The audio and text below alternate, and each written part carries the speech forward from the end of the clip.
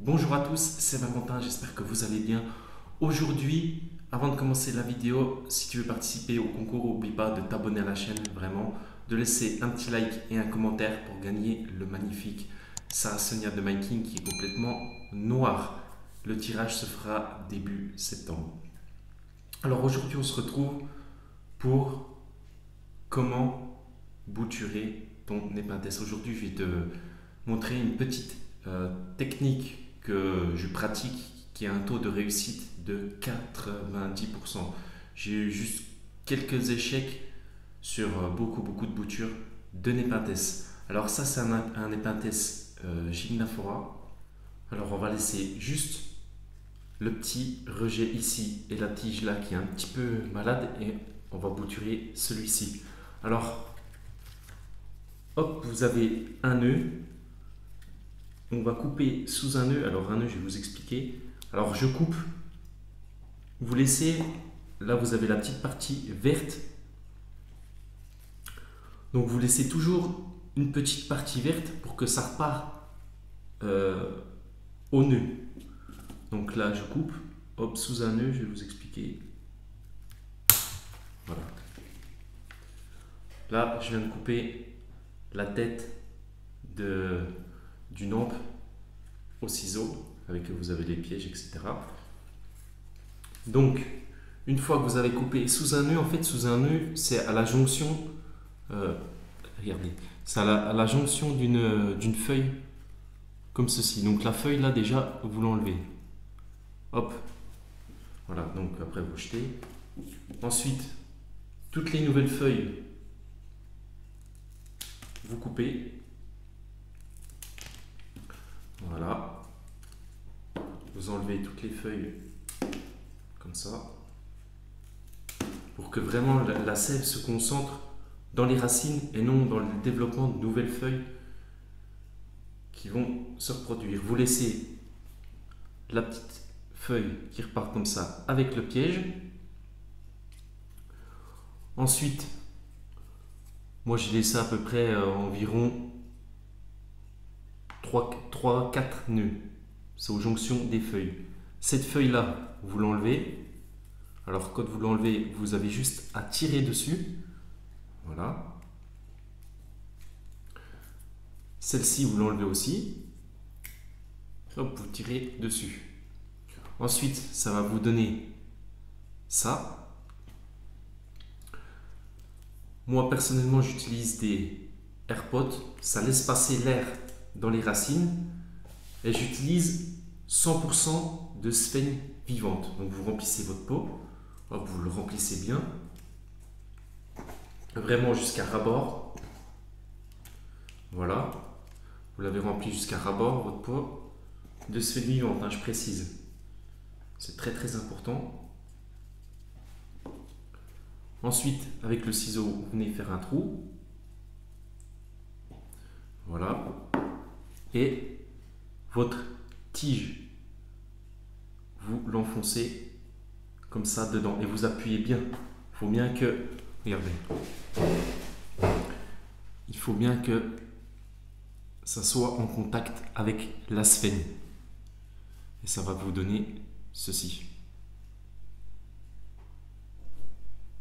Voilà, vous enfoncez bien, vous n'hésitez pas à tasser un petit peu.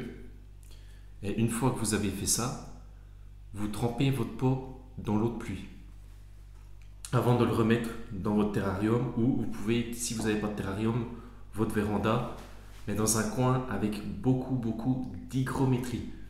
Vous pouvez aussi prendre un petit sachet zip ou un sac plastique et vous allez mettre votre bouture dedans à l'étouffer et vous allez lier le haut pour pas que l'hygrométrie, pour qu'il y ait une forte hygrométrie, pour pas que l'humidité s'en aille.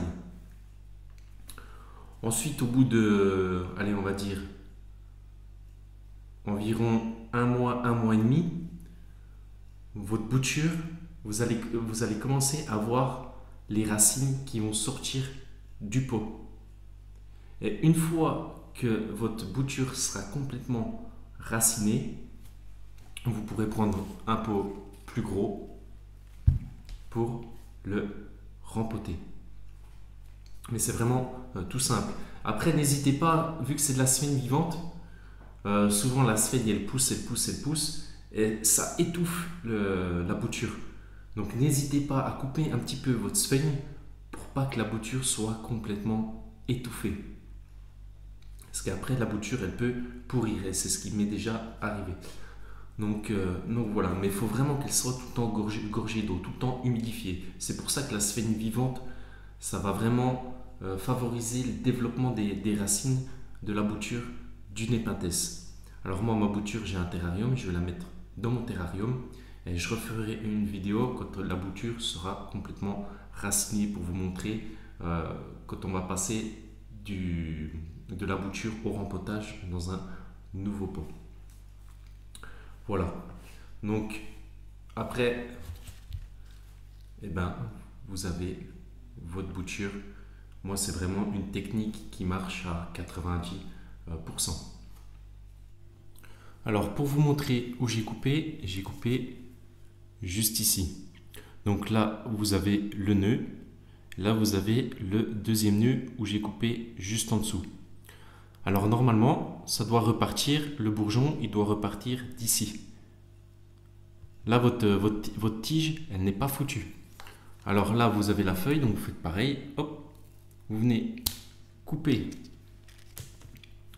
votre feuille pour que la sève se concentre dans un nouveau bourgeon qui va ensuite refaire une liane comme au-dessus juste ici. Alors là, vous avez les pièges de Nepenthes. Ensuite, s'il vous reste de la sphène, hop, vous pouvez la mettre au-dessus de votre pot de Nepenthes pour garder vraiment l'humidité.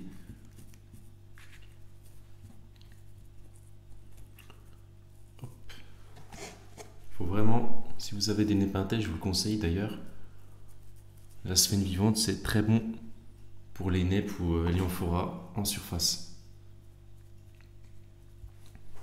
D'ailleurs, le Nepenthes, il fait beaucoup de racines en surface qui viennent se développer dans la sphène. Ça s'appelle des racines aériennes. Hop.